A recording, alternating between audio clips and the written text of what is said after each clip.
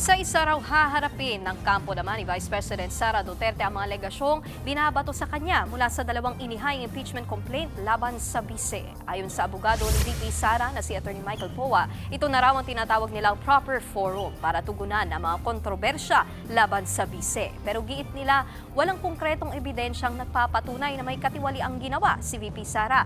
Kasalukuyan daw nilang minomonitor ang mga development ng mga inihaing kaso, lalo't posible para madagdagan ang mga impeachment complaints. Hindi naman daw nagpapatinag dito si VP Sara at nananatiling handang humarap sa paglilitis.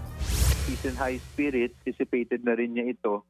Sinasabi nga niya sa akin na i-anticipate natin na halos every year magkakaroon ng impeachment complaint. Kung malagpasan man natin itong taon, malay natin baka next year meron ulit. So handang-handa na po siya dyan. Last year, in fact, siya talaga mismo ay handang to go into trial. Hindi naman po nagbago ang kanyang disposition and she's ready kung sakali man pong maiakyat nga to sa Senado.